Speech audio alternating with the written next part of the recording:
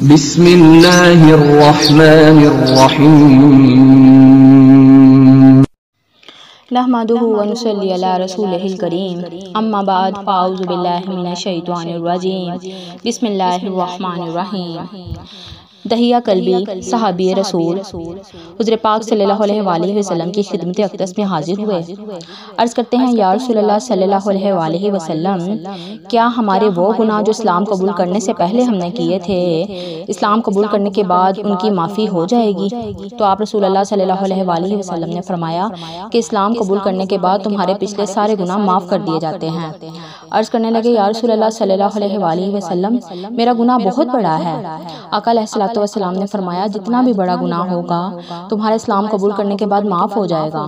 عرض کرنے لگے یا رسول اللہ صلی اللہ علیہ وآلہ وسلم، میں نے جو گناہ کیا ہے مجھے نہیں لگتا وہ اس کی معافی ہوگی۔ آقا علیہ السلام نے فرمایا بتاؤ تم نے ایسا کون سا گناہ کیا تھا؟ تو عرض کرنے لگے نہیں یا رسول اللہ، مجھے بتاتے ہوئے شرم آتی ہے۔ آقا علیہ السلام نے فرمایا بتاؤ تو صحیح آخر ایسا کون سا گناہ کیا ہے؟ وہ صحابی رونے عرض کرنے لگے یا رسول اللہ صلی اللہ علیہ وآلہ وسلم، میری بیوی حاملہ تھی اور میں تجارت کی غرض سے شہر سے باہر جانے لگا تھا، تو میں نے اپنی بیوی سے کہا کہ اگر ہمارے ہاں بیٹا ہوا تو اس کو اچھے طرح سے اس کی پرورش کرنا اور اس کا خیال کرنا، اور اگر بیٹی پیدا ہوئی تو اس کا گلا دبا دینا یا اس کو زندہ دفن کر دینا۔ تو یا رسول اللہ صلی اللہ علیہ وآلہ وسلم، میں تجارت کی غرض سے شہر سے باہر چلا گیا، جب کافی عرصے بعد میں واپس گھر آیا تو کیا دیکھتا ہوں ایک چھوٹی سی بچی ہمارے گھر میں کھیل رہی ہے۔ میں نے اپنی بیوی سے پوچھا یہ بچی کون ہے؟ تو بیوی ڈر گئی اور کہنے لگی یہ ہمسائے کی بچی ہے۔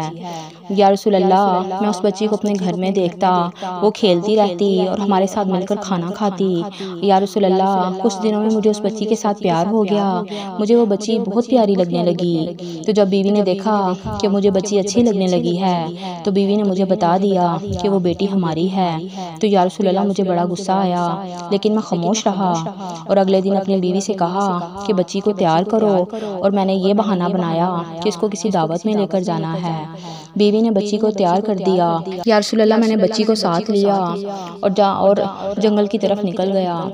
بچی کہتی ہم کہاں جا رہے ہیں؟ میں نے اسے کہا کہ ہم سیر کرنے کے لیے جا رہے ہیں۔ یا رسول اللہ، میں اس کو ایک جنگل میں لے گیا، اس کو اپنے پاس بٹھا دیا اور میں قبر کھودنے لگا۔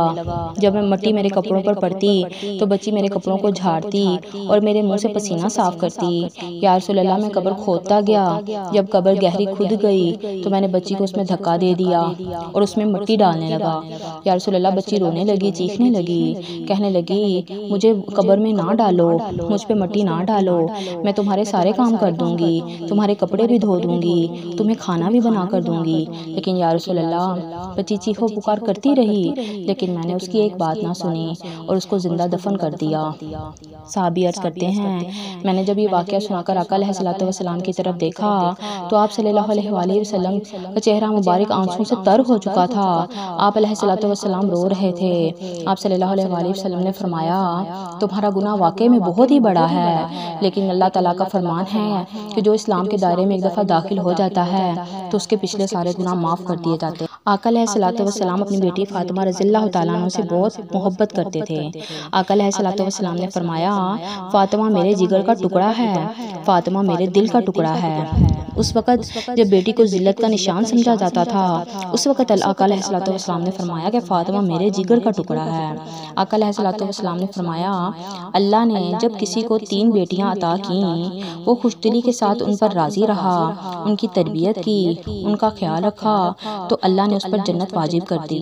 ایک اور حدیث میں بیان فرمایا جس کو اللہ تعالیٰ نے بیٹیاں عطا کیں اس نے ان کی اچھی تربیت کی، ان کا خیال رکھا تو آپ صلی اللہ علیہ وآلہ وسلم نے ہاتھ کی انگلیوں کی طرف اشارہ کر کے فرمایا اس طرح وہ میرے ساتھ ہوگا، پھر فرمایا وہ جنت میں اس طرح میرے ساتھ ہوگا۔ آقا علیہ السلام نے فرمایا جس نے اپنی بہن کی شادی کی اس کے لیے سامان تیار کیا پھر اچھے سے اس کو رخصت کیا، اس بھائی کے لیے بھی جنت واجب ہو گئی۔ اور اگر کوئی لڑکی بیوہ ہو گئی اور وہ اپنے باپ کے پاس آئی یا اپنے بھائی کے پاس آئی، انہوں نے اس کی اچھی طرح دیکھ بھال کی، اس کا خیال رکھا، اس کو کھانے پینے کا بندوبست کیا تو آقا علیہ الصلوۃ والسلام نے فرمایا اس کے لیے جنت کی بشارت ہے۔ آقا علیہ الصلوۃ والسلام نے فرمایا جس نے اپنے ماں باپ کی عزت کی اس نے اللہ کی عزت کی، اور جس نے جنت کی چوکھٹ کا بوسہ لینا ہے وہ اپنی ماں کے قدموں کا بوسہ لے لے۔ جس نے اپنے ماں باپ کو محبت سے دیکھا تو اللہ تعالیٰ اس کو مقبول حج کا ثواب عطا فرمائے گا۔ ایک صحابی نے عرض کیا اگر کوئی 2 دفعہ پیار سے دیکھے، آپ علیہ الصلوۃ والسلام نے فرمایا اس کو 2 حج کا ثواب ملے گا۔ صحابی نے عرض کیا اگر 3 دفعہ دیکھے تو آپ علیہ الصلوۃ والسلام نے فرمایا اللہ تبارک و تعالیٰ اس کو 3 مقبول حج کا ثواب عطا فرمائے گا۔ جتنی بار محبت کی نگاہ اپنے والدین کی طرف ڈالے گا اللہ اسے مقبول حج کا ثواب عطا فرمائے گا۔ سبحان اللہ۔ اللہ تعالیٰ ہمیں اپنے آقا علیہ الصلوۃ والسلام کے نقش قدم پر چلنے کی توفیق عطا فرمائے۔ وما علینا الا البلاغ المبین۔